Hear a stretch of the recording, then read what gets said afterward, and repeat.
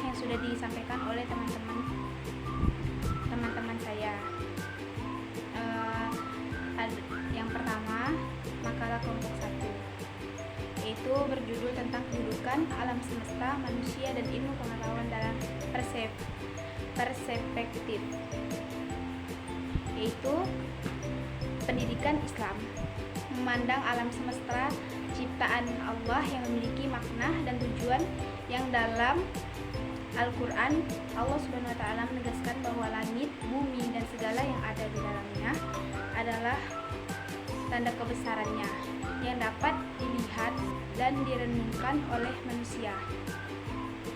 Alam semesta dalam pandangan pendidikan Islam berfungsi sebagai media pembelajaran yang mengajarkan berbagai nilai kehidupan.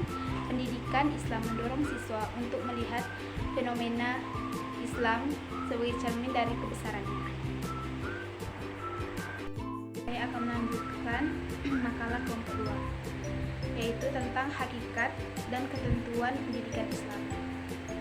Dalam bahasa Indonesia, istilah pendidikan berasal dari kata didik dengan memberikan awalan pendidik dan akhiran mengandung arti perbuatan, hal, cara, dan sebagainya. Istilah pendidikan ini berasal dari bahasa Yunani, yaitu patgegoi, yang berarti pendidikan yang diberikan kepada anak. Dalam perkembangannya, istilah pendidikan berarti bimbingan atau pertolongan yang diberikan dengan Oke, di sini saya akan melanjutkan kelompok 3. Materi tentang tugas berfungsi pendidikan. Secara etimologi, pendidikan berasal dari kata paidogogia, berasal dari Yunani, terdiri dari kata pais artinya anak dan agogas artinya pembimbing. Bimbingan yang diberikan kepada anak. Dalam bahasa Romawi, pendidikan anak. Dalam bahasa Romawi, pendidikan berasal dari kata aducev yang berarti mengeluarkan sesuatu yang berada dari dalam. Definisi pendidikan dalam arti luas adalah hidup. Pendidikan dalam arti sempit adalah sebuah sekolah. Oke, di sini saya akan melanjutkan lagi kelompok 4. Makalah kelompok 4, yaitu kurikulum pendidikan Islam, asas-asas kurikulum pendidikan Islam, dan kriteria kurikulum pendidikan Islam. Secara etimologi, kurikulum berasal dari bahasa Yunani, yaitu cirir yang artinya pelari, dan kurer yang berarti jarak yang ditempat oleh pelari.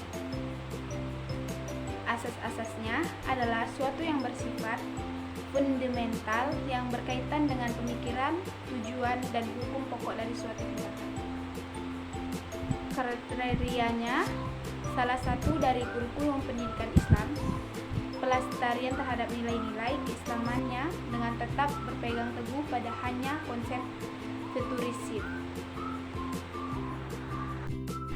Oke, di sini saya akan melanjutkan makalah kelompok 5 yang bertemakan tentang pengertian alat pendidikan dan bagaimana perannya dalam proses pembelajaran.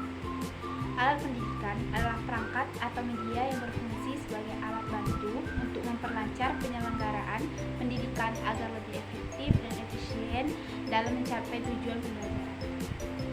Jenis-jenis alat pendidikan yang digunakan dalam lingkungan pendidikan formal atau non-formal.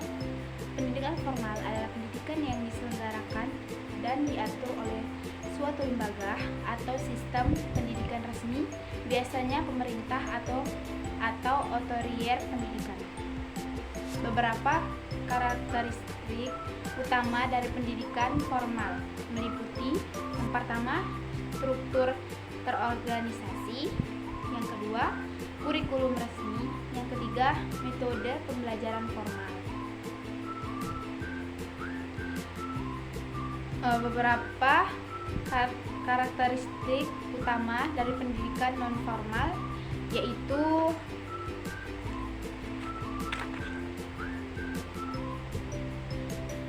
Yang pertama, fleksibel. Yang kedua, tidak terkait oleh kurikulum formal. Yang ketiga, tidak memberikan latar akademik. Yang keempat, dapat berfungsi seumur hidup. Yang kelima, tujuan praktek. Oke, saya akan melanjutkan makalah kelompok 6 yang bertemakan pengertian dan hakikat pendidikan dalam konteks pendidikan di Indonesia. Pendidikan dalam konteks pendidikan di Indonesia memiliki kedudukan yang sangat vital sebagai agen perubahan dalam masyarakat. Kompetensi pendidikan dalam konteks pendidikan di Indonesia sangatlah penting karena peserta didik adalah individu yang mengikuti proses dengan tujuan untuk mengembangkan diri dan mencapai potensi maksimal mereka. Hakikat peserta didik dalam pendidikan modern adalah mereka memiliki peran yang sangat penting dalam membentuk jalannya proses pendidikan. Hakikat peserta didik juga mencakup pengakuan terhadap hak mereka untuk mendapatkan pendidikan yang tidak hanya sebatas pada aspek akademik, tetapi juga pada pengembangan keterampilan sosial, emosional, dan karakter. Oke, cukup sekian dari saya.